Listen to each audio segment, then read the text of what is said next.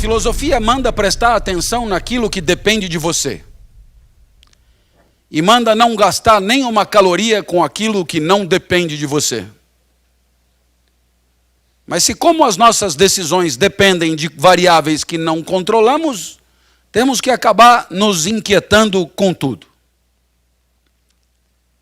Nos inquietando com uma realidade que nos supera, que será sempre mais complexa do que a nossa capacidade para diagnosticar. E aí, é claro, temos uma certa incerteza na hora de decidir, na hora de deliberar. Escolher é identificar a alternativa de maior valor. Portanto, se a nossa vida depende das nossas escolhas, nós só conseguimos escolher quando concluímos que um caminho vale mais do que outro. Uma conduta vale mais do que a outra. A consequência de uma conduta vale mais do que a consequência da outra conduta. E aí, atribuindo valor a todas as possibilidades, identificamos a melhor. Identificamos a que convém. Portanto, eu acho que você aprendeu até aqui, do que nós ensinamos, que a vida do homem depende das suas escolhas e que as escolhas pressupõem a atribuição de valor. E nesse momento você se pergunta, se eu tenho escolhido desde que nasci, é sinal que tenho atribuído valor desde que nasci. Ali fora, por exemplo, tinha bolo de chocolate e um outro bolo branco.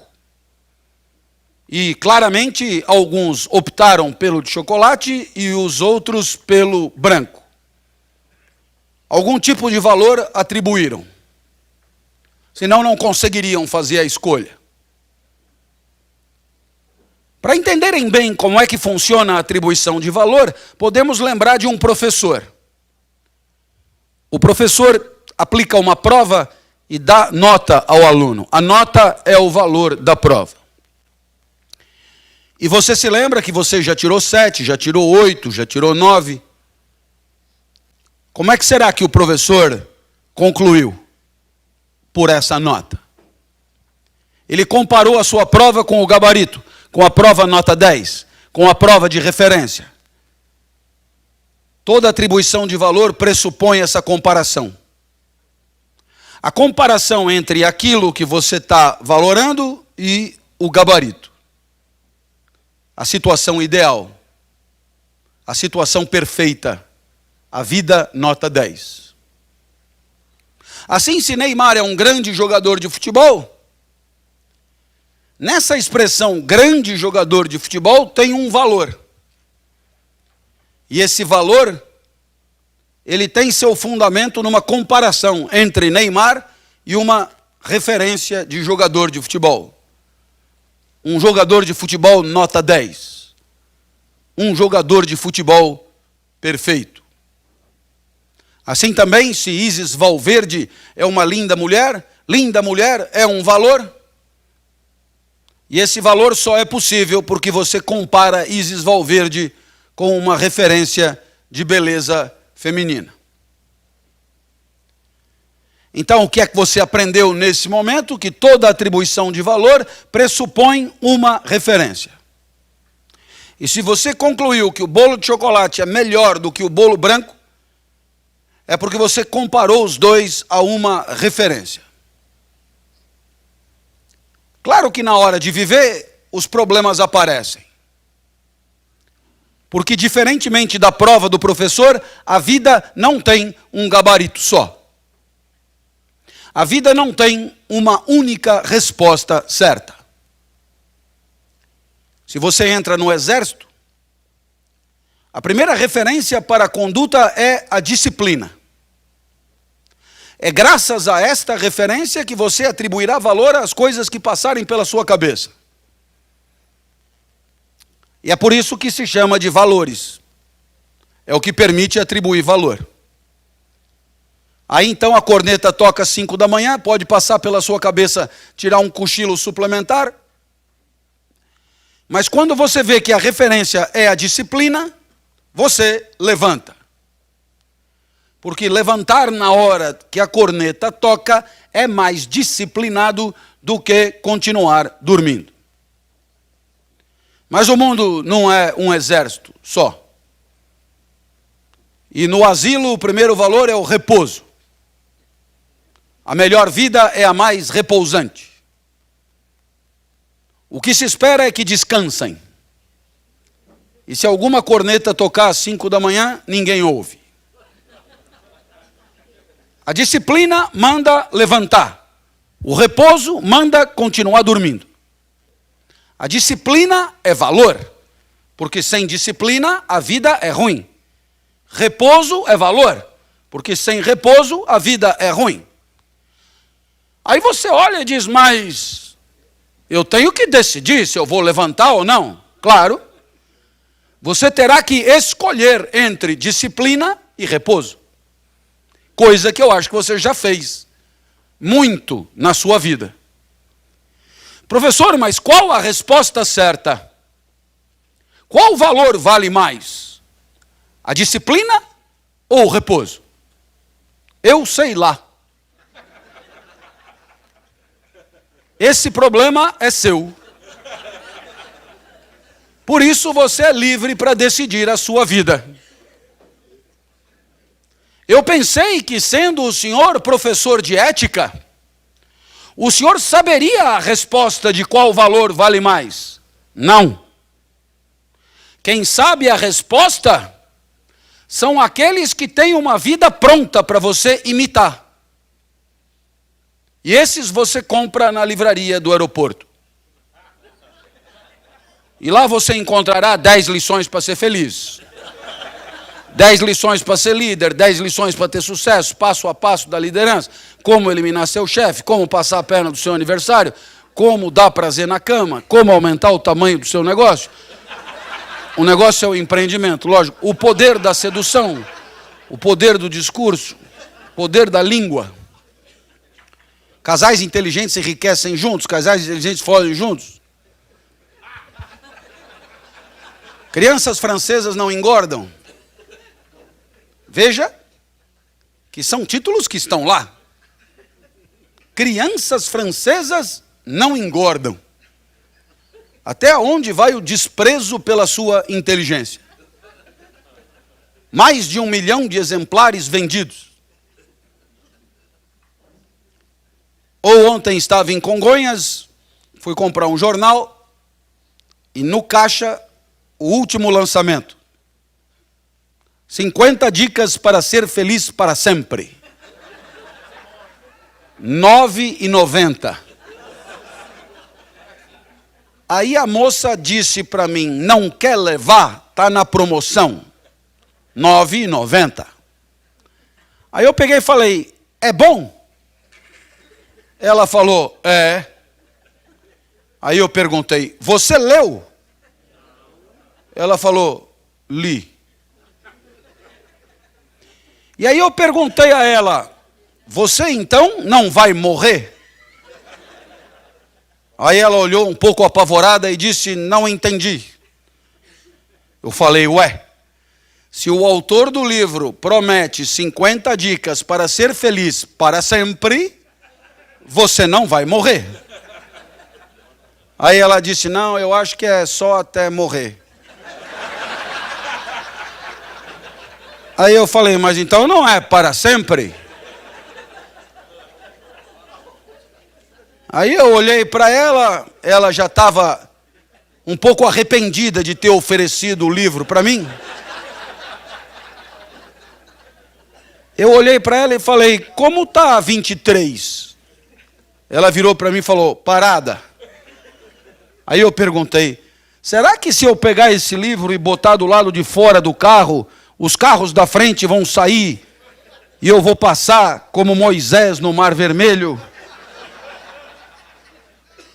Os radares do Haddad quebrarão todos e eu irei a 120 por hora até em casa? Ela disse, eu acho que não. Falei, então o livro não serve para porra nenhuma.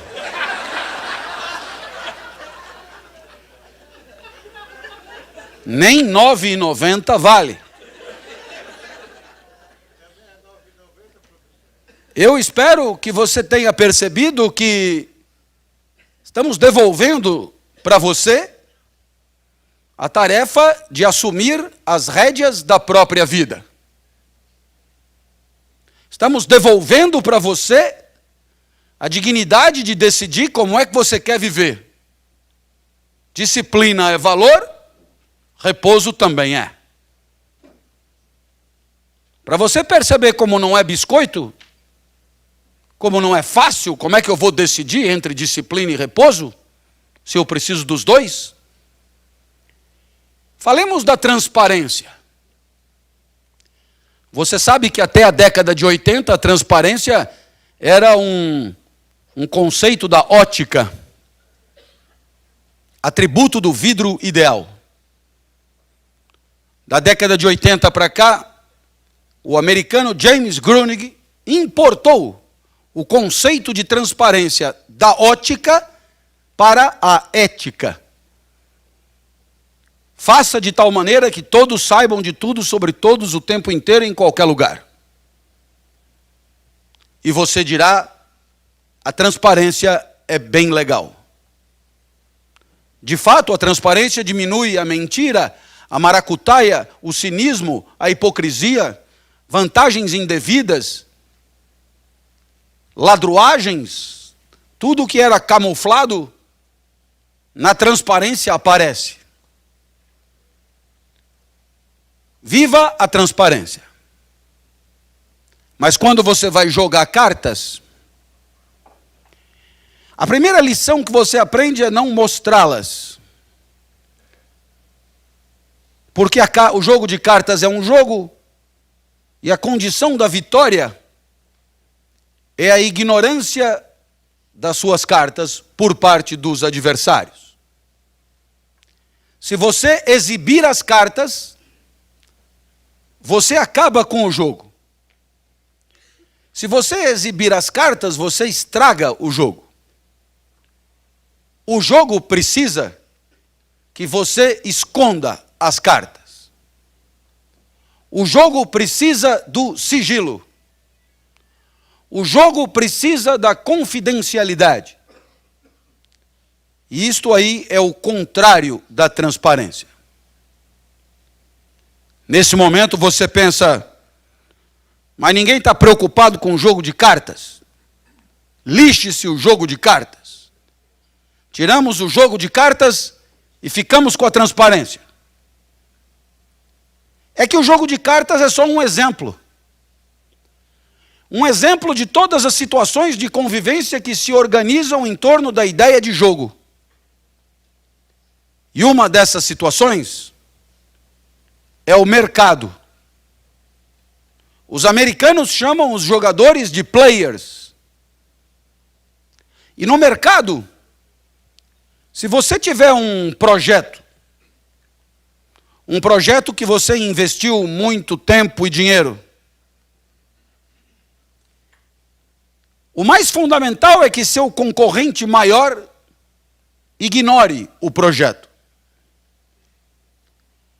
Para que o projeto possa produzir os efeitos desejados por aquele que o pensou e investiu, é fundamental que o concorrente ignore. Por isso, o projeto fica guardado a 7 chaves, como se diz. E se porventura você lançar a mão desse projeto, ir até o concorrente para entregá-lo, você será acusado de alta traição. Seu corpo será esquartejado, salgado em praça pública. Você será entendido como um escroto, um traidor. Porque você agrediu o princípio do sigilo e da confidencialidade. Condição para o sucesso daquele projeto. Você ao exibir o projeto, você traiu a confiança dos seus pares. Você arruinou o coletivo ao qual você pertence. Eu acho que você entendeu que a transparência nem sempre é legal. Eu acho que você entendeu também que essa coisa de decidir sobre que caminhos percorrer, que princípios respeitar, nem sempre é fácil. Entre disciplina e repouso há controvérsia. Entre transparência e sigilo há controvérsia. Entre confiar em alguém e desconfiar de alguém há controvérsia. E aí você começa a perceber que se você pensar direito, cada segundo da sua vida é um nó, um enrosco, uma complicação só. E assim você terá medo de arriscar, medo de escolher, medo de se arrepender, medo de errar. E todos esses medos que têm a ver com a nossa liberdade, liberdade de decidir sobre a própria vida, esses medos recebem o nome de angústia. A angústia é o sentimento que corresponde à liberdade que é a nossa. Angústia de não saber que caminho tomar. Angústia de não saber para onde ir. Angústia de não saber que princípio respeitar. A angústia nos acompanhará sempre. Professor, o senhor está me deprimindo. Não fique assim, é motivacional a palestra. Se você quiser, no final a gente canta. Mas por enquanto, chupe essa manga. Você que sempre achou a liberdade sensacional, saiba, a liberdade vem sempre acompanhada de angústia. Eu dava essa aula lá na universidade, eu tenho grandes auditórios, e uma jovem levantou a mão. Professor, obrigado pelo conceito de angústia. Olhei para a moça, afinal é raro que alguém levante a mão. Vi que a moça era detentora de extraordinário capital estético. Apetecível mesmo. Topografia curvilínea. E achei que aquela moça, com aquela beleza, sem ter que pagar para estudar, ela tinha tudo para ter uma visão mais ingênua da vida. Eu estranhei tanta angústia. Eu pedi um exemplo. Ela disse, professor, o meu namorado estuda engenharia aqui na frente. Escola Politécnica, ele faz mecatrônica. O senhor pode imaginar o tipinho. Mas eu gosto dele. Agora em junho, em Corpus Christi, a semana do saco cheio, não tem aula. A gente aproveita para fazer o JUCA, Jogos Universitários de Comunicação. Esse ano foi em Guaxupé. E eu falei para o meu namorado, vem comigo, larga disso, vamos brincar, vamos divertir, esquece um pouco isso, descansa, não tem aula, aproveita. Ele não pôde ir. Estava terminando um robô. Faltavam só 2 antenas assim para o robô ficar pronto. Você sabe que tem robô que sem antena não se sente confortável. E aí então meu namorado falou, vai você. Quando eu cheguei em Guaxupé, percebi que o esporte era um pretexto muito sem vergonha daquele encontro. Não diga, eu perguntei, o que as pessoas estavam fazendo então? Ela disse, sacanagem, professor. Aí eu perguntei, o que é exatamente sacanagem? Ela disse, sexo, professor. Eu olhei para aquela moça, imaginei uma centena delas em Guaxupé. E eu lamentei muito nunca ter sido convidado para esse tal de JUCA.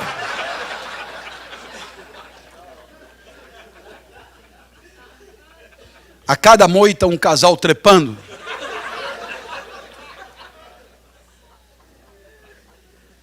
Professor, assim que eu desci do ônibus, um rapaz de sunga, só de sunga, musculatura saliente, muito diferente do meu mirrado mecatrônico, não perguntou nem meu nome e já foi me propondo uma cópula furtiva, uma bimbada mágica. Ele garantia desaparecer magicamente após o coito. Lavou, tá novo, ele assegurou. Foi aí que eu lembrei do senhor, professor. Porque eu falei, eu não entendi. Não é o senhor que diz que viver não é fácil, a vida não tem fórmulas prontas, os valores são complexos e contraditórios, a incerteza paira e a gente angustia? Sou eu. Então de quem que eu ia lembrar? Afinal de contas, dou ou não dou?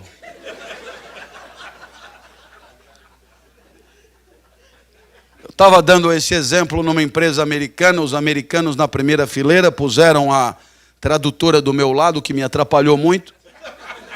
Ela me aborreceu muito, então quando eu falei, dou ou não dou, eu olhei para ela. Todo mundo olhou para ela. Ela ficou sem graça e disse, to give or not to give? Eu falei, não foi o que eu disse. Eu disse, to fuck or not to fuck? Os americanos adoraram.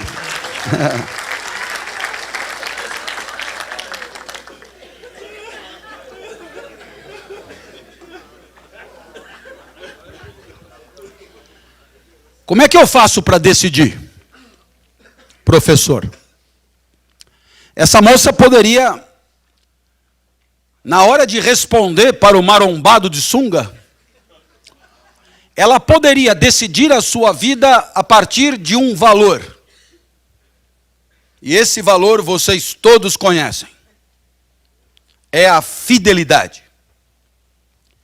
Diferentemente do que se pensa, a fidelidade nunca é ao mecatrônico. A fidelidade é sempre a si mesmo. A moça tinha oportunidade de ser fiel a si mesmo. A fidelidade é um valor que costura o nosso presente com o nosso passado. A fidelidade confere harmonia, alinhamento entre o que nós garantimos no passado através do nosso discurso e a nossa conduta neste momento.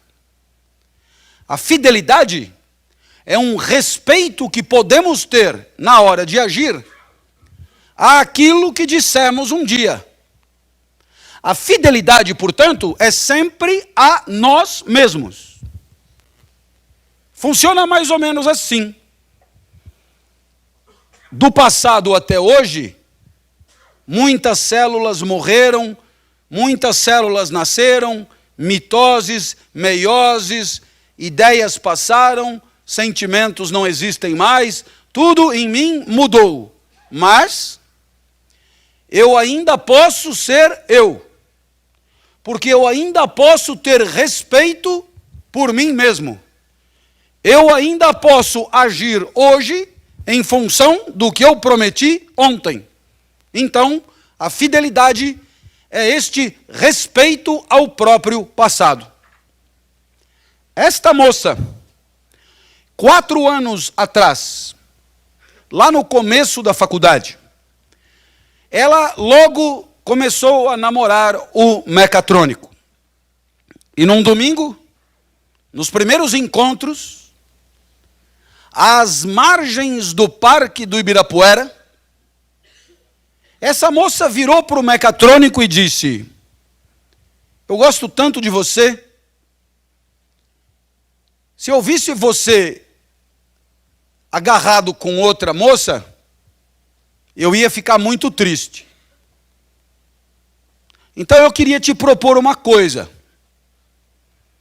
Vamos namorar de maneira leve, mas vamos combinar que na hora de fazer sexo, vamos fazer só entre nós. Não sei se você conhece situação semelhante. Quer dizer, se você quiser ir tomar um lanche com uma moça, nenhum problema. Né? Um namoro nada opressivo. Se você quiser ir fazer esporte com uma amiga, nenhum problema. Se você quiser, nenhum problema. Mas vamos combinar. Sexo só entre nós. E o namorado mecatrônico, naquele momento, apaixonado pela moça, disse, mas é tudo que eu quero. É você só para mim.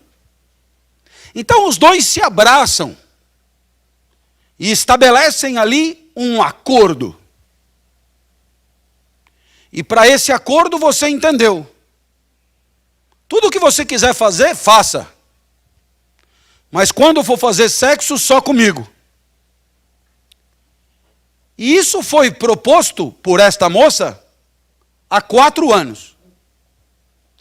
Agora, 4 anos depois, esta moça está em Guaxupé. Diante dela, um indivíduo escultural, que promete proporcionar-lhe sensações nunca sentidas antes. E ele propõe a cópula. Quero comer você. Então, esta moça poderá decidir entre to give or not to give pela fidelidade. E se ela decidir pela fidelidade, ela tem que dizer para o marombado. Sabe o que é? Acho que seria até que bem bom. Mas 4 anos atrás eu estava no Parque do Ibirapuera, virei para o meu namorado e eu propus. Sexo só entre nós. E nós não revogamos essa cláusula até hoje. Então ela está valendo. Então eu não posso dar para você. Lamento. Mas esse não é o único valor. Tem um outro valor que chama prazer. O prazer é você decidir sobre a vida em função de proporcionar ao seu corpo as melhores sensações. O prazer te ajuda o tempo inteiro.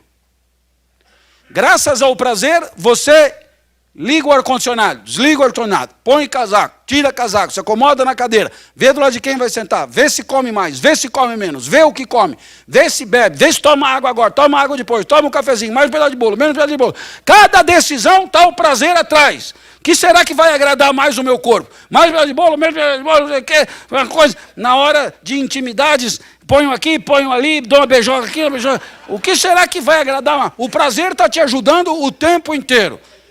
O prazer é a inteligência a serviço das boas sensações. Alguém é contra? Alguém é contra? Alguém aqui é a favor da dor? Sempre tem. Hein? Mas normalmente não. Pelo prazer ela deveria dar para o marombado de sunga.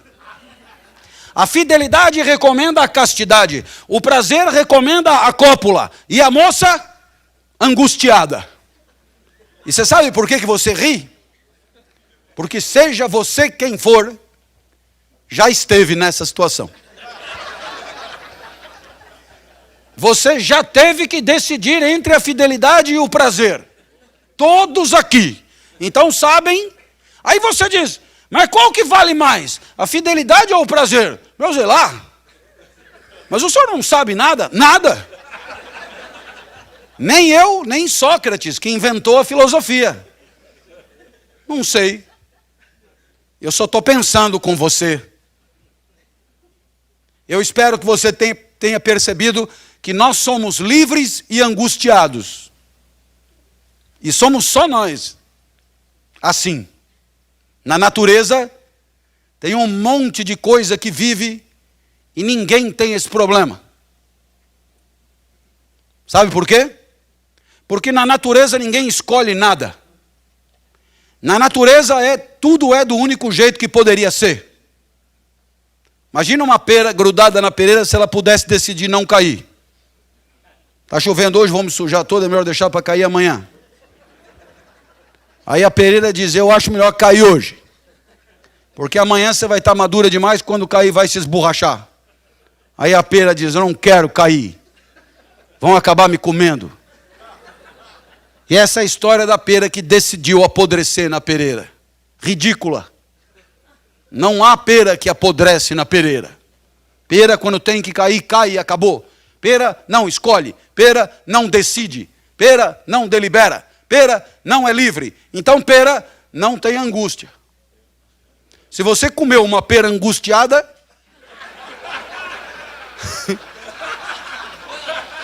ou não era bem uma pera, ou você não sabe o que é angústia.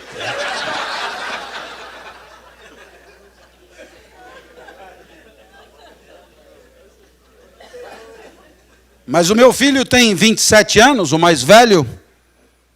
Meu filho nasceu na França quando eu estudava lá. Depois o meu filho se formou aqui na Vila Mariana em propaganda e marketing. Depois se especializou em marketing esportivo. E hoje o meu filho trabalha numa empresa que patrocina a equipe paraolímpica brasileira. Meu filho mora comigo e ganha muito mais do que eu.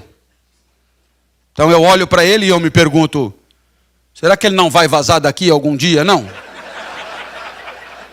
Tenho tantos planos para o quarto dele. Mas toda vez que ele vem falar comigo sobre a vida, ele me diz o contrário do que eu acho que finalmente ele vai dizer. Puxa, pai, como eu sou feliz de morar aqui com você. O meu filho é uma pera que apodrecerá na pereira.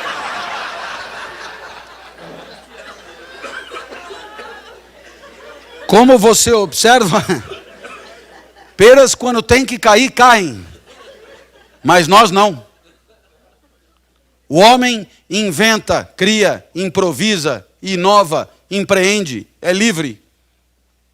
É dono da vida. Senhor da sua trajetória. A pera não. Nem o gato. Quem tem gato aqui sabe. Gato é irritantemente gato. Gato é de uma previsibilidade absoluta. Gato gateia. Gato não escolhe nada. Portanto, não tem gato angustiado. Aliás, se você olhar para a cara de um gato, verá que tem tudo ali menos angústia. Ele ri da sua cara, na verdade. Gato não inventa moda. Se o gato tiver com fome e você botar do lado dele um prato de alpiste, ele não come o alpiste. Ele morre de fome, mas ele não come o alpiste. Sabe por quê? Porque não é da natureza dele comer alpiste. E o gato é escravo da sua natureza. O gato é escravo do seu instinto.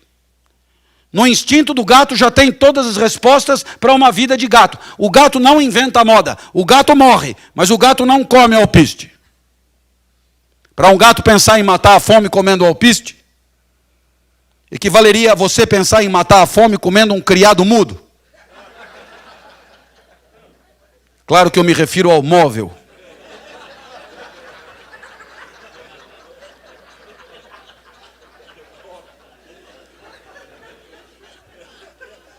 O pombo não come filé.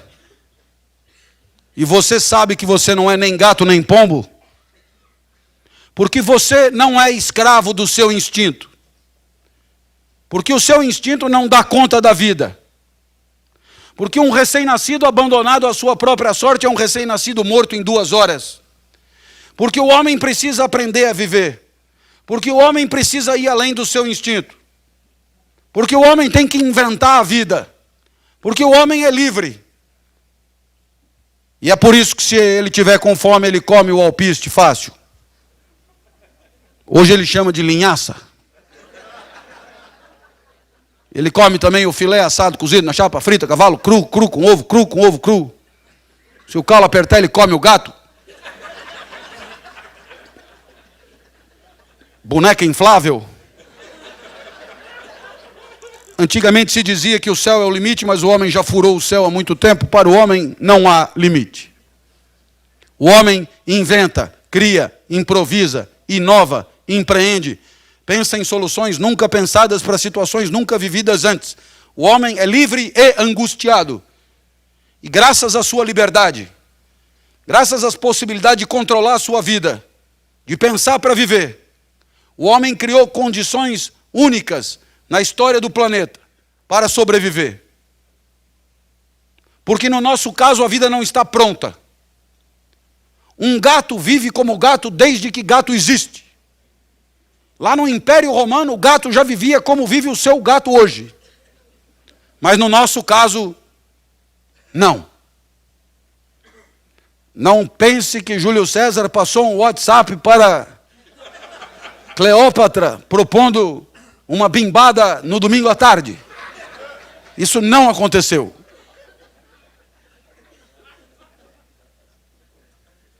Só que você é livre e angustiado. E nesse momento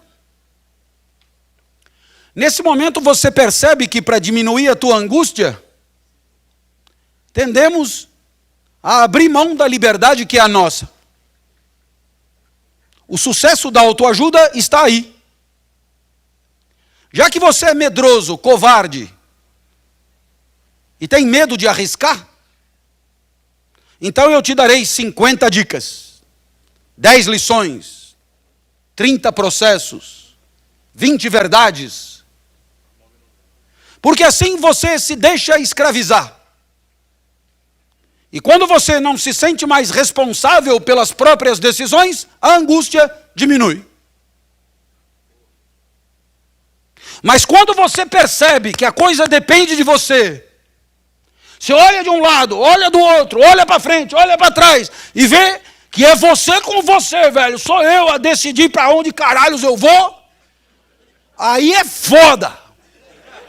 Essa é a vida como ela é.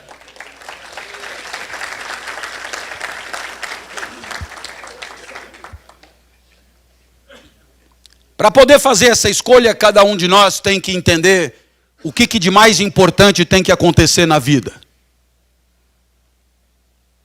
E aqui você percebe que nós entramos numa temática incrivelmente linda. Porque, eu não sei se você percebeu, mas botaram você no mundo e disseram, você tem que estudar. Mas não explicaram bem qual a verdadeira razão. O máximo que disseram é, você tem que estudar para ter um diploma, para se formar, para depois trabalhar. E aí também não explicaram bem por quê. Tem que trabalhar para poder ganhar dinheiro, e ganhar dinheiro para quê? Também não explicaram bem por quê. Alguém poderia dizer, porque se não for assim você morre de fome. Mas eu tenho certeza que cada um de nós sabe que a vida é um pouco mais do que matar a fome. O que tem que acontecer para a vida valer a pena? Será que é isso mesmo? Carro branco que fica longe do chão? E não é Kombi? Sabe, carro branco? De repente, carro branco era só táxi, e aí veio uma Honda. Será que o que tem que acontecer na vida é piscina dentro de casa? Será que é uma casa na praia? Será que é um corpo sarado? Não, corpo sarado não, mas uma mulher com corpo sarado é bem bacana. Será que é ganhar mais de 20? Mais de 20 estou achando pouco, para valer a pena. Melhor botar mais de 30. 30, por que não? Vai, mais de 50. Se o Tite ganha mais de 500, mais de 50. E aí você percebe que essas coisas que a gente lê na revista que precisa ter no condomínio das Garças, não sei o quê, precisa ter isso, precisa ter o iPad 37. A Isis Valverde sai de dentro do iPad, beija você e volta. Se você tiver até o 36, isso não acontece.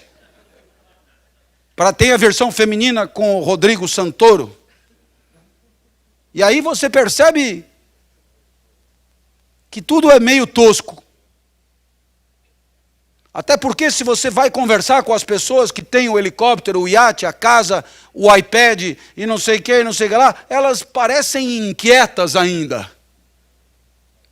Elas parecem desagradadas ainda. Para sorrir elas tomam até comprimidinho. Comprimidinho caro, importado. O que será que tem que acontecer na vida para ela valer a pena? A primeira resposta é dos gregos, porque foram os gregos que inventaram o nosso pensamento. O grande nome é Aristóteles. Nós estamos em 350 antes de Cristo. E a resposta de Aristóteles é muito legal. O que tem que acontecer na vida é a excelência. Arete, em grego. Porque a excelência é a condição da felicidade. Aí você diz, mas o que é exatamente excelência? Você já ganhou até nota excelente na escola. Excelente. Palavra de Aristóteles. O que é a excelência? Aristóteles dirá, é o pleno desabrochar da sua natureza.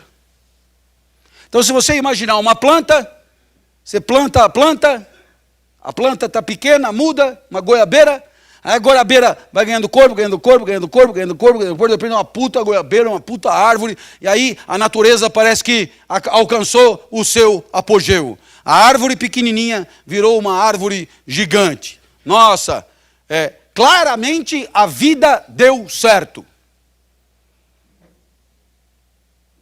Pode dar errado. Se você plantar num lugar que não corresponde ao que aquela muda precisa, ela vai encruar, ela não vai vingar, ela não alcançará o apogeu, a plenitude, ela vai morrer antes, ela vai definhar. A vida deu errado. Conosco seria parecido. Você tem natureza e a sua natureza te deu um talento para desenhar. A excelência é a busca da perfeição no desenho.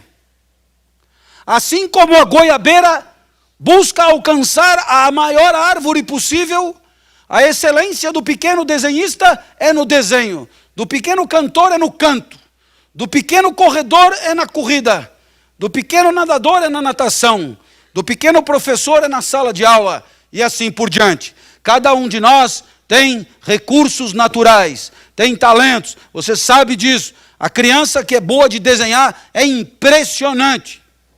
Ela não precisa de aula, ela desenha e sai do nada o desenho. O outro que não desenha, não adianta. E jogar bola então? Você tem o Neymar e você tem eu. Somos de mundos diferentes. Né? Na hora, com 8 anos de idade, vem a bola, o Neymar mata a bola escorrega o pé.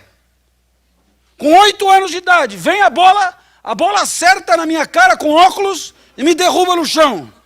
É assim que funciona. Natureza de um, natureza de outro. A excelência é você ir o mais longe possível naquela que é a tua praia. E se você fizer isso, você vai ser feliz. Ah, mas pode dar errado. Opa! Pode dar errado porque você pode optar por uma vida medíocre, uma vida sem graça, uma vida empurrada com a barriga, vivendo onde tem lugar, vivendo onde deixam, vai vivendo do jeito que dá, foda-se. Foda-se, você tinha talento para desenhar, que importância tem? Prestar concurso, não sei o quê, fazer coisa, aí você vai empurrando com a barriga. Haverá aqueles talentosos para a Bolsa de Valores.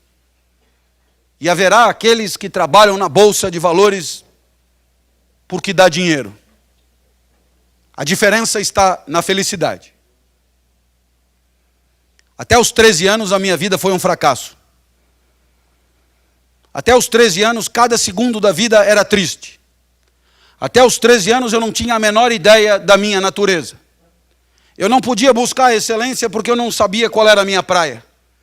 Até os 13 anos, cada segundo da vida eu torcia para passar logo. Eu ia para a escola, a aula acabava meio-dia, 15 meio-dia eu já estava com a mochila pronta. Meu pai me obrigava a nadar depois, horrível. Detestava nadar. Eu detestava nadar. Depois que meu pai morreu, eu não entro na piscina nem para refrescar. Detestava nadar. Mas eu não nadava mal. É nadar, treinar para competir. Eu fazia revezamento com um rapaz que era nadador por natureza. Por isso eu entendo Aristóteles. Ricardo Prado. Nadador por natureza. Eu. Nadador porque meu pai me empurrava dentro da piscina. O professor mandava dar 10 tiros. Ricardo Prado fazia 12. Eu dava uma equilibrada. Fazia só 8. Aí eu ia para o revezamento. Ele abria de costas, abria 25 metros na frente do segundo colocado, aí caía eu. E o adversário se aproximava perigosamente. Apesar de mim, a gente ganhava. No domingo, meu pai me levava no Morumbi para ver jogo. 90 minutos esperando terminar. Enquanto ele torcia, eu descascava amendoim. E ele tinha que me avisar, foi gol. Aí eu fingia vibrar para ele não ficar chateado. E ele dizia, foi gol dos caras, caralho, cala a boca que nós vamos apanhar. Moleque imbecil. Meu pai também me levava em escola de arte. Tinha aula de argila. Eu sempre fazia um cinzeiro. Eu sempre tinha que dizer que era um cinzeiro. Além de argila, tinha origami, eu me lembro. Origami em japonês quer dizer coisa do demônio. Folha de papel, 360 dobras na ordem certa, para chegar num fascinante passarinho que você chucha no rabo, ele abana as asas, errou uma dobra, fudeu o passarinho. Eles ainda chamam de passarinho da felicidade. Nunca o meu passarinho abanou as asas quando chuchado no rabo. Depois de uma semana, a professora já chamou meu pai e falou, com o seu filho aqui nós temos 3 tipos de aluno. Super talentosos, que serão grandes artistas, outros que não têm tanto talento, mas estão aí se divertindo, e o terceiro tipo é o seu filho. Ele não é daqui, é melhor levá-lo embora. Mas aos 13 anos a vida mudou. Aos 13 anos, no primeiro dia de aula, o professor de geografia entrou e disse que ele mesmo não daria aula, o curso seria só de seminários dados pelos alunos. No sorteio, para mim, caiu o petróleo. Assunto sem graça. Eu já estava acostumado, a vida era sempre assim. Fui para casa estudar e no meio do semestre chegou a minha vez. Subi no palquinho dos jesuítas, na Avenida Paulista, olhei para a classe, aquilo estava apinhado de gente. Tinha muito mais gente do que aluno. Colegas de outras classes vieram. Os professores vieram junto. Eu tinha fama de doido e isso ajudava a atrair as pessoas. Eu era muito esquisito quando eu era criança.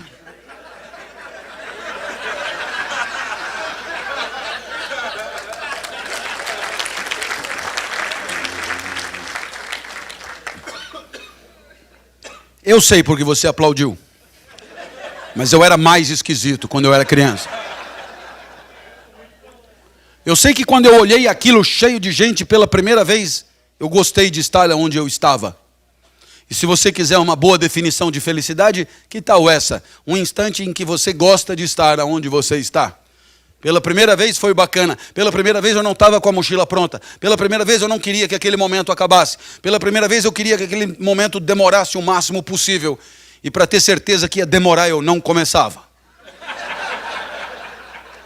Os colegas se cutucavam, esse cara é mais doido do que eu pensava. O professor me ameaçou, comece ou eu vou lhe dar 0. Tive que começar. Cheio de entusiasmo, falei tudo o que eu tinha lido sobre o petróleo. Mas falei rápido demais. Quando eu acabei, faltavam 50 minutos ainda. O colega levantou a mão e disse, professor, deixa ele continuar falando, é tão legal o jeito que ele fala. E o professor disse, ele que fale, a aula é dele. Nossa, que dilema. Eu não queria sair dali, mas não sabia mais porra nenhuma para falar. Então eu decidi inventar sobre o petróleo. Quando eu decidi inventar, eu lembrei do meu pai. O meu pai sempre foi importante. Meu pai que me criou. O meu pai nunca estudou. Mas o meu pai dizia coisas que depois eu encontrei na filosofia mais sofisticada. Você provavelmente já ouviu falar de um pensador do século XIX chamado Nietzsche. Nietzsche escreveu uma obra super complicada intitulada Assim Falava Zaratustra, pois o meu pai dizia coisas quase com as mesmas palavras. O filósofo dizia assim: demore o tempo que for para perceber o que você quer da vida. E o meu pai dizia: não tenha pressa na hora de viver. O filósofo dizia: percebendo o que quer da vida, não recue ante nenhum pretexto. E meu pai dizia: para trás nem para pegar impulso. O filósofo dizia: não recue, porque não falta no mundo quem queira te dissuadir. E meu pai dizia: não recue, porque o mundo está cheio de gente querendo te fuder. E ele sempre completava com carinho: seu bosta.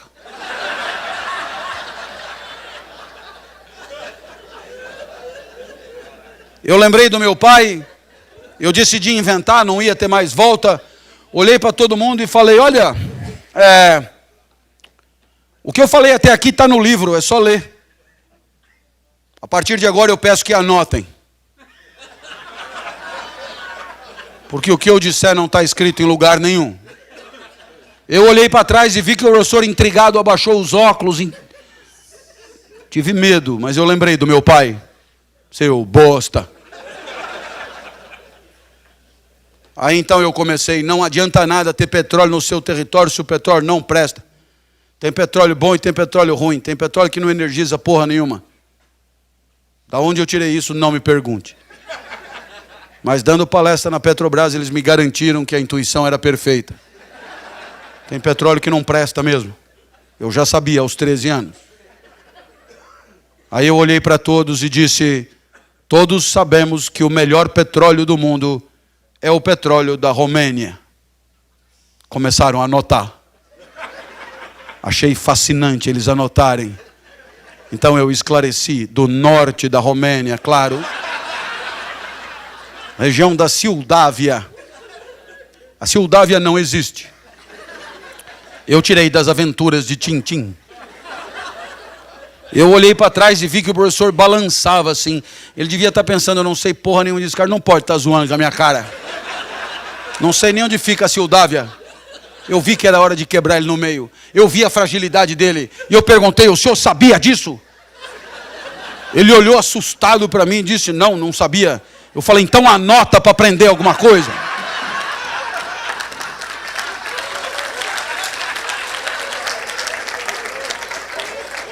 Na hora que eu mandei ele anotar as coisas que eu estava inventando, ele não reagiu. Na hora que eu vi ele pegando lápis e papel para anotar, eu falei: esse lugar é do caralho, velho. A minha aula melhorou muito, eu não precisava lembrar de nada, o que me vinha na cabeça eu falava. Falei de petróleo na Ilha do Bananal, em Fernando de Noronha, em Madagascar. Um colega levantou a mão e disse: dá para repetir? Eu falei para você anotar. Eu não lembrava de mais porra nenhuma que eu tinha dito. Terminou o seminário, vieram os aplausos frenéticos e um outro colega ainda falou: professor, deixa ele dar todos os seminários. O professor falou: mas ele só estudou sobre o petróleo. Eu falei: quem falou?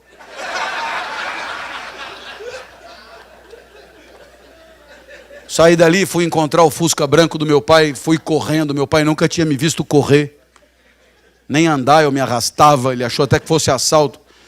Eu entrei no carro e comecei a contar o que tinha acontecido e meu pai tinha entendido tudo. Pela primeira vez a vida tinha feito sentido. Pela primeira vez eu tinha sido feliz. Aquilo que não aconteceu na piscina, aquilo que não aconteceu na escola como aluno, aquilo que não aconteceu no Morumbi, vendo o jogo, Aquilo que também não aconteceu nem na aula de argila, nem na aula de origami, nem na de flauta, nem porra nenhuma, naquele dia tinha acontecido. A vida tinha valido a pena. É essa a felicidade. É você, de repente, encontrar você. Descobrir quem você é. Descobrir qual é a tua praia. E entender que se você viver ali, você tem enormes chances de alcançar a excelência. O melhor que você pode fazer. O mais longe que você pode ir. A perfeição de você mesmo. Condição de uma vida boa. Então, você lembra que nós estávamos na angústia de não saber como agir? Aristóteles tem a resposta dele. Se você não sabe o que fazer, busque a excelência. Se você não sabe que caminho tomar, busque a excelência. Se você tem dúvidas sobre como viver, busque a excelência. Só a excelência permitirá uma vida que faz sentido. Uma vida feliz. Essa é a primeira resposta. Eu espero que você tenha gostado dela. Aristóteles morreu, os gregos morreram, surge um novo pensamento. Esse novo pensamento também tem um líder, um mestre, chamado Jesus. Jesus nasceu 350 anos depois de Aristóteles. Enquanto Aristóteles era grego, nascido em Estagira, Jesus era judeu, nascido em Nazaré. Enquanto Aristóteles tornou-se um subversivo, dizendo coisas que ninguém tinha dito antes, Jesus também. E Jesus também responde à nossa pergunta. Qual o filé mignon da vida? O que tem que acontecer na tua vida para ela valer a pena? E a resposta de Jesus é incrível. A vida que vale a pena é a vida dedicada ao outro. Cada joule, cada caloria, cada preocupação. Uma vida dedicada à alegria do outro. Uma vida dedicada à diminuição do sofrimento do outro. Uma vida dedicada ao sorriso do outro. Essa é a lição de Jesus. Na sua cabeça você vai à loucura. Porque você vive num lugar e num tempo em que tentam te convencer o tempo inteiro que o sucesso da vida tem a ver com o próprio ganho, o próprio conforto, o próprio prazer, o próprio poder, o próprio aplauso, reconhecimento, glória. E nós estamos apresentando o pensamento de alguém, de um sábio, que vira e diz, sua vida valerá a pena se você conseguir fazer o outro viver melhor. Os exemplos podem ir tão longe, não é? Você que luta tanto para economizar dinheiro, gasta num cheque só tudo aquilo que economizou porque alguém ficou doente em casa. A minha filha Natália tem 13 anos, ela é a mais nova. Quando ela tinha 4, pegou uma doença grave. Síndrome de Kawasaki, um vírus que mata, um vírus letal. Que só dá em criança de 4 a 6 anos. A grande vantagem é que se o vírus não desincuba durante 2 anos, ele morre e a criança está definitivamente curada. Durante 2 anos, você tem que esperar, com altíssimos riscos. Eu vi a minha filha na UTI do hospital e eu me perguntava, por que não troca? Eu fico no lugar, passa esse vírus para mim. Como não estava dando certo, fiz proposta irrecusável. Pegue 20 crianças com esse negócio, põe os 20 bichos em mim e liberta as crianças. Não esquece de botar minha filha no meio. Você que tudo pode. A vantagem é óbvia. São 20 almas, 20 crianças, 20 vidas. Põe tudo em mim. E o que eu aprendi? O que eu aprendi sobre mim neste momento terrível da minha vida? Eu aprendi que continuar vivo não era para mim o mais importante. Eu aprendi que continuar vivo não era o bem de maior valor. Eu aprendi que havia alguma coisa que valia mais do que continuar vivo. Eu aprendi a grande lição de Jesus de Nazaré. O amor vale mais do que a vida. Lição de quem se deixou crucificar por amor. O amor vale mais do que a vida, porque a vida boa é dedicada ao outro, no seu limite, com todos os seus riscos. Para desdramatizar, minha filha completou 13 anos, está completamente curada e agora em maio pediu para comemorar o aniversário dentro de casa. Queria mostrar minha casa para os meus amigos. Pai, deixa. A minha filha sempre pede para mim, porque de mim ela tira tudo o que ela quer. Depois ela comunica à mãe. Já falei com o papai e ele já deixou. Vieram 39. Subiram no mesmo elevador. Passaram pela porta no mesmo segundo. Os 39. Quando eu olhei aquele enxame de criança entrando em casa, me lembrei de uma poetisa búlgara que dizia mais ou menos assim: criança pequena é como água, ocupa todos os espaços. Eu me tranquei no quarto, mas a poetisa tem razão, todos os espaços. Papai, queremos brincar aí também. Minha filha, para onde você quer que eu vá? Você não gosta tanto da padaria? Vai para a padaria e espera lá que eu te chamo. Não esquece de levar o celular. Eu te pergunto, que espécie de idiota passaria 3 horas de sábado numa padaria, esperando que uma criança o autorize a voltar para sua própria casa? 3 horas depois eu voltei, e porque minha filha é muito legal, virou para mim e disse: puxa pai, obrigado por ter deixado, eu me diverti muito. Aí os olhos enchem d'água, e ela continua implacável. Eu queria te dizer mais uma coisa. Eu adoro ser sua filha. Vixe. Para ouvir aquilo outra vez, eu passaria uma semana na padaria. Eu acho que eu abriria uma padaria. Nesse momento você está pensando, seus exemplos de afetos familiares são fantásticos para explicar a lição de Jesus, mas isso aqui é um espaço de trabalho. A lição de trabalho parece nada, a lição de Jesus parece nada ter a ver com a nossa vida no trabalho. Bem, eu completo 30 anos como professor neste ano. Há 30 anos me perguntam por que eu escolhi ser professor. E há 30 anos eu respondo: Jesus explica. Pare para pensar, se a vida boa é a vida dedicada ao outro, a profissão de professor é incrível. A profissão de professor é o paraíso. Porque tudo na profissão de professor é isso, entrega.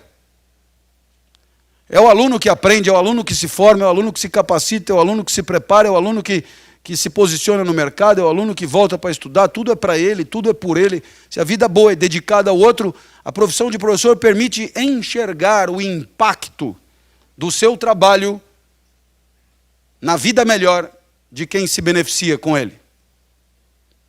É claro que as outras profissões também são assim. Quando o médico acorda às 4 da manhã, ele ganha mais do que o professor, mas não é por causa disso que ele acorda. Nem o dentista, nem o advogado, nem o psicólogo, nem ninguém. Por isso, outro dia eu falei, trabalhar é quebrar o galho de alguém.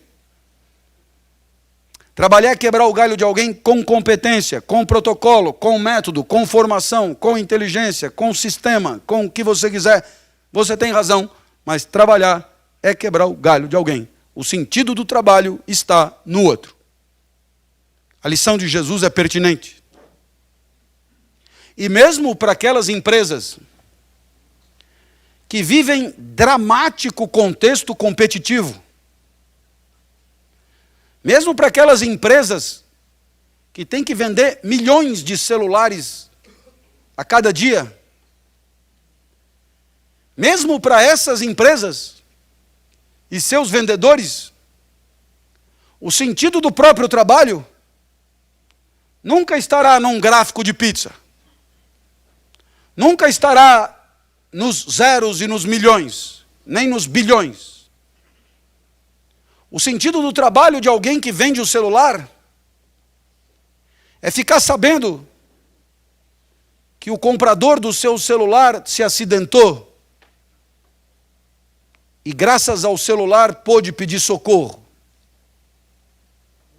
Que a mãe falou com o filho no final do ano, que mora longe.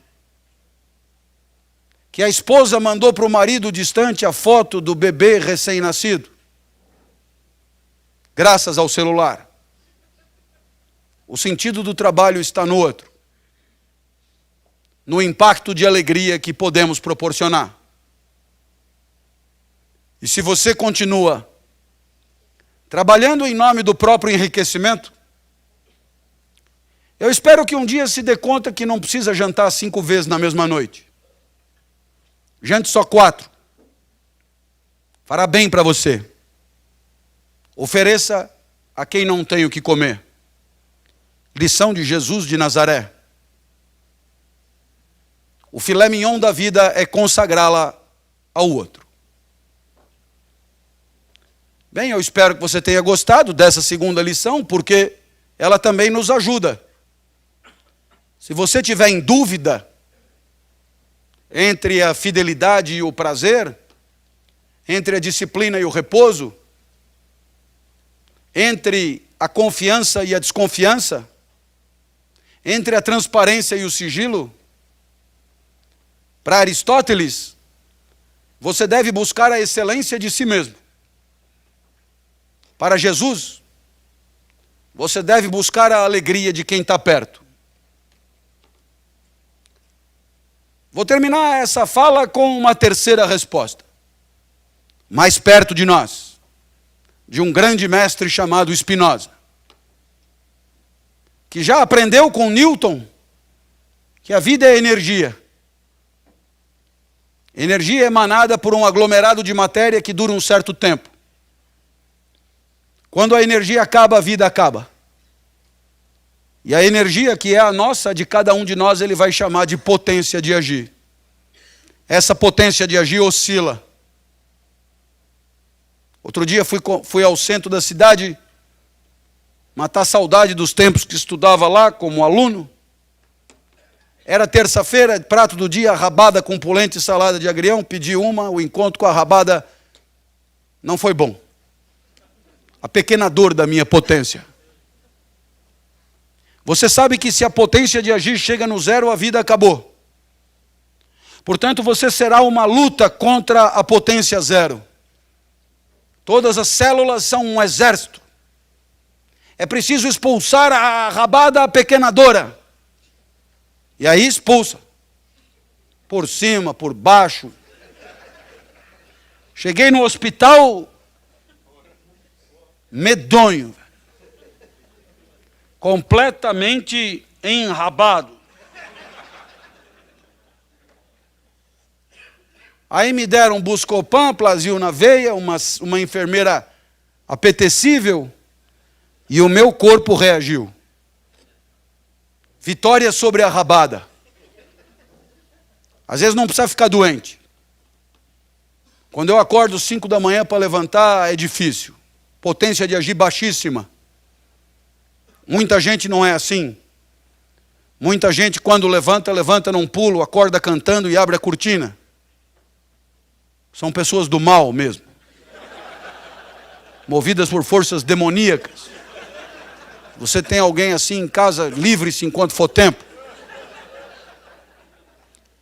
Aí eu me levanto, sento no vaso, já me sinto melhor, tomo uma ducha, me sinto melhor, tomo um café, me sinto melhor. Saio de casa às 6h30 para não pegar trânsito, deixo minha filha na escola. Chego na cidade universitária, chego na minha escola, começo a receber os alunos. E quando eu começo a falar, eu adoro o que eu digo. É impressionante como eu gosto do que eu digo, como eu me encanto com o que eu mesmo falo. Eu, por mim, me ouviria eternamente. Às 10 horas da manhã eu estou em cima da mesa gritando e você perguntará o que aconteceu. Às 5 da manhã eu não conseguia levantar da cama, às 10 da manhã eu estou em cima da mesa gritando. Resposta de Spinoza: houve ganho de potência de agir. E aí então ele vai inventar uma palavrinha que quer dizer ganho de potência de agir. E essa palavrinha você conhece. É alegria. Alegria é ganho de potência. Alegria é ganho de tesão pela vida. Alegria é ganho de libido, ganho de vontade, ganho de energia, ganho de elan vital. Alegria. Alegria, velho, é o mais longe possível da potência zero. Alegria do caralho, alegria. Alegria é o filé mignon da vida. Alegria. Nossa, alegria. Alegria. Alegria. Por isso eu acho muito esquisito que vocês chamem de happy hour quando o trabalho acaba. Porque a minha maior alegria é no trabalho. Happy hour, segunda às 8 da manhã. Eu fico triste sexta. Por isso ponho aula no sábado. Aí eu fico triste sábado. Por isso dou palestra no domingo. E enquanto tiver gente para me ouvir, haverá alegria. Mas às 10 horas da manhã entrou a secretária do departamento, mulher medonha, e disse: os professores estão reclamando que o senhor grita muito. A minha potência de agir despenca. Spinoza vai chamar de tristeza. Tristeza te aproxima da morte. Tristeza te apequena. Tristeza é menos energia para viver. Tristeza é uma bosta. Tristeza que você quer evitar. A secretária causa tristeza. A secretária entristece. A secretária, então eu fujo da secretária. Os alunos alegram. Então eu saio da escola escoltado pelos alunos contra a secretária.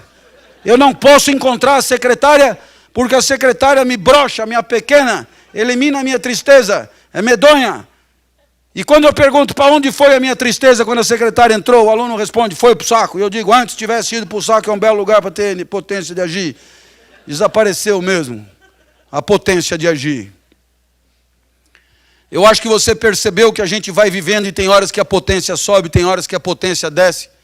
E você poderia pensar: pô, se o senhor 10 horas da manhã está alegre, eu acho que eu vou ser professor. Claro que não, isso sou eu. Eu, diferente de você. Aquilo que me alegra, não tem por que te alegrar. Vá procurar alegria no seu canto. O senhor não tem dicas que alegrem todo mundo? Nem eu e nem ninguém. Vá procurar você alegria. Deixa de ser vagabundo. Vagabundo, observa as coisas que te alegram. Tem gente que come quiabo. Tem gente que chupa limão. Vá observar. Veja o que acontece com você e anota. Porque não serve, o que acontece para mim não serve para você. Eu gosto de dar aula, você não. Vai me copiar por quê? Para que você vai comprar o livro de um porra de um americano que nunca te viu? E ele diz 10 lições para ser feliz. Porque ele ficou feliz. Por que você acha que esse porra sabe mais da tua vida do que você? Ou ele é um pica grossa do caralho e você é uma anta, ou então está tudo errado.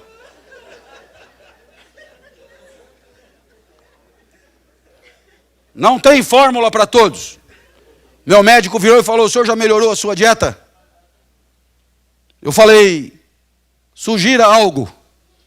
Ele falou: coma linhaça pela manhã. Eu falei: não. Linhaça me entristece. Me aproxima da morte. Comer linhaça é como cair de boca na areia da praia. Aí ele virou para mim e falou: para melhorar o gosto da linhaça, bata com couve. O que mais está faltando? Eu falei: falando em couve, eu vou dar uma feijoada sábado, quer vir? Ele virou e falou: o senhor vai morrer cedo. Eu falei: é um direito que eu tenho. Já imaginou viver do 100 aos 110 comendo linhaça? Vou morrer aos 60 comendo feijoada? E a Paola Oliveira? Como não parece que ela vai colaborar com a minha dieta, feijoada para mim tá bom. Não só não tem fórmula para todos, como não tem fórmula para você pro resto da vida. Tem uma alegria aqui e você pensa, pô, se isso aqui me alegrou, é nóis, mano. Daqui não saio. Então, é que amanhã você é outro e o que te alegrou hoje poderá não te alegrar amanhã. Às vezes não precisa nem esperar amanhã. Daqui meia hora já não alegra mais. Você vem pela Castelo, Sorocaba, São Paulo, e vê lá a Casa da Pamonha a 2 minutos. Nunca entendi essa placa. Como é que ele sabe que velocidade eu estou? E se eu tiver a pé?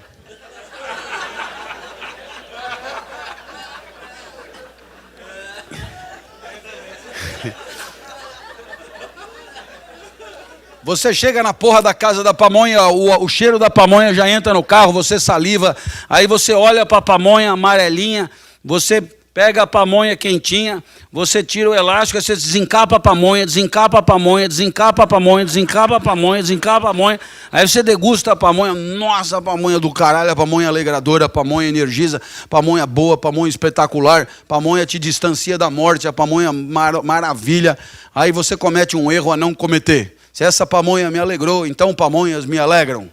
Por definição, sempre, para sempre. E pede a segunda. Gozada, a segunda já não está tão boa.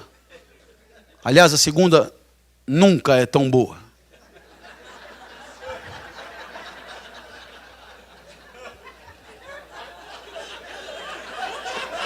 E não adianta você vir me dizer... Não adianta você me dizer que com você é. Deixa de ser mentiroso. Se é que consegue. Aí você diz, essa pamonha já não está tão boa. Aí o cara que fez a pamonha diz, mas o problema não é a pamonha. O problema é você. Como assim eu? Claro. Você chegou aqui com o estômago vazio, comeu uma pamonha. O encontro com a pamonha era o encontro com alguém com o estômago vazio. Agora, o estômago está cheio de milho, cheio de taxa glicêmica, cheio de coisa. O encontro com a segunda pamonha é outro encontro. Menos alegrador, você precisa menos de pamonha, está com menos fome. O problema não é a pamonha, o problema é você, seu bosta. Mas aí você é fiel à pamonha, pede a terceira. Quando chega na 10ª, você começa a entender. A 10ª pamonha desorganiza as relações vitais. A 10ª pamonha você já não consegue comer fora do vaso. A 10ª pamonha vai te matar se você não parar. A mesma pamonha que te alegrou te fode meia hora depois. E o que vale para a pamonha vale para qualquer coisa.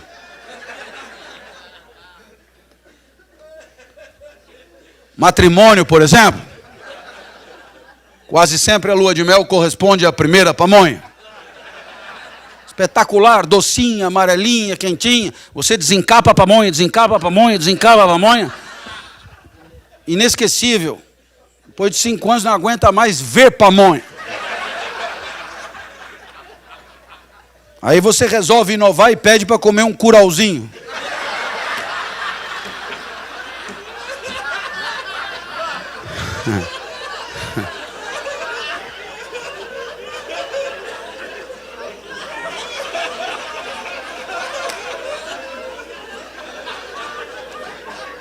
Mas quem entende de espiga sabe. Curauzinho todo dia não há quem aguente. Curauzinho desanda.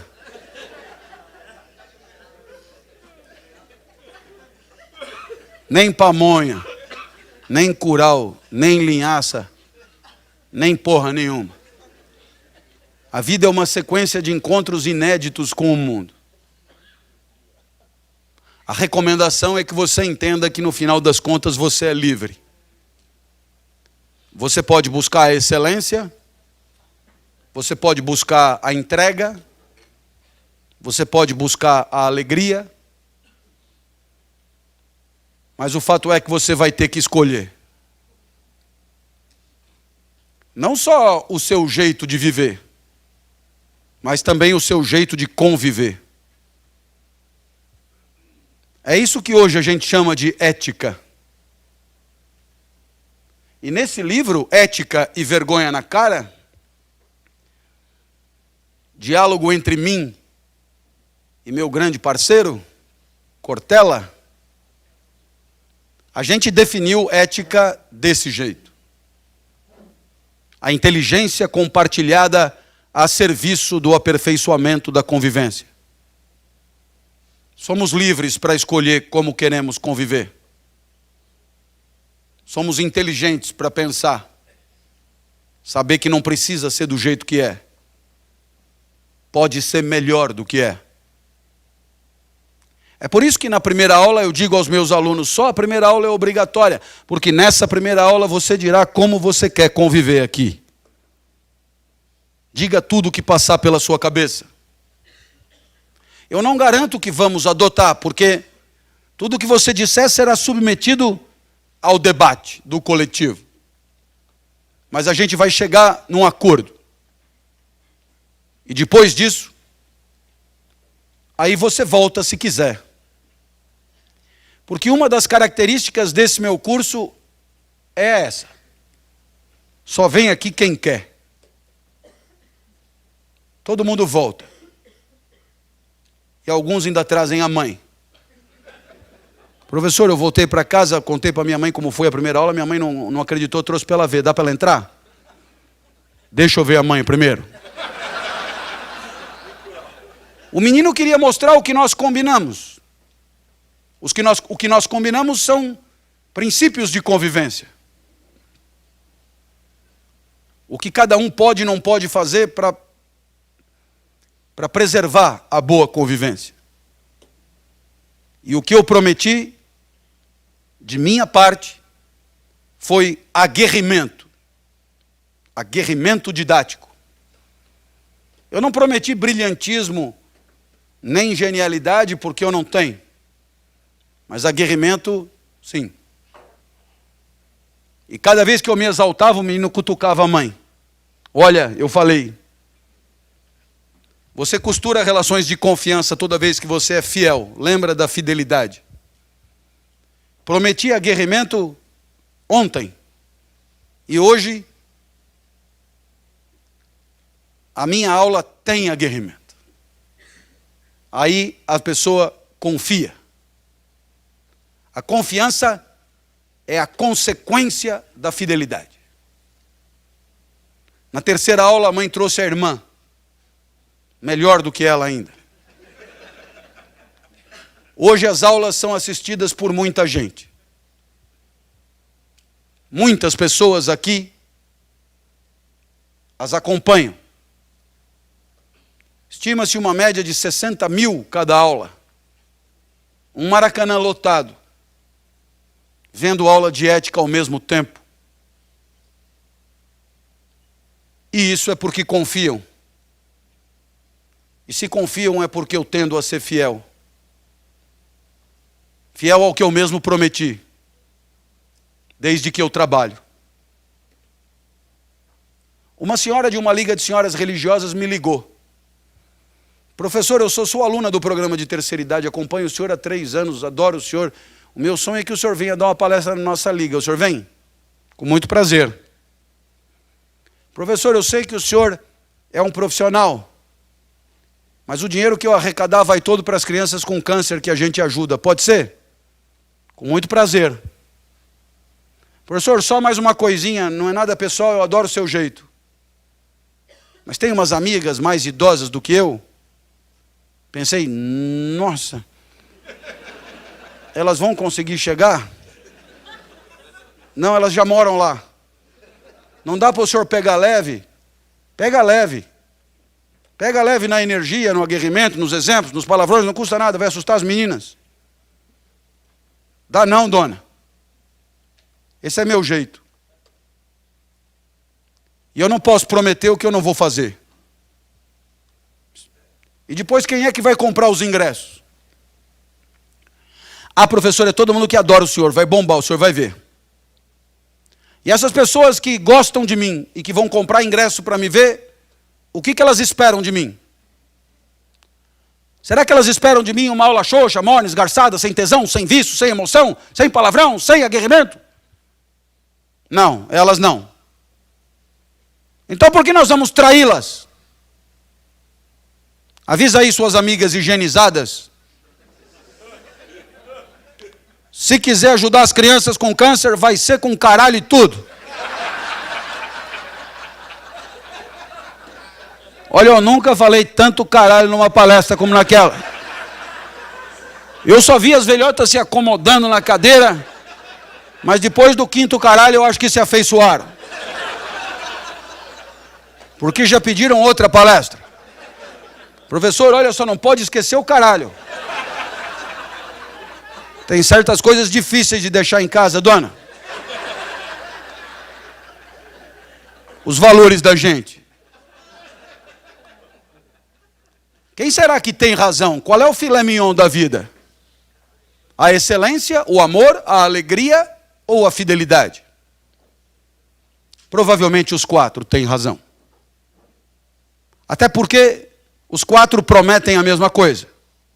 Uma convivência mais feliz. E felicidade, pode ter certeza. Felicidade é esse instante da vida que não sei bem porquê. Você gostaria que um dia acontecesse de novo. Felicidade é esse instante da vida que você gostaria que se repetisse.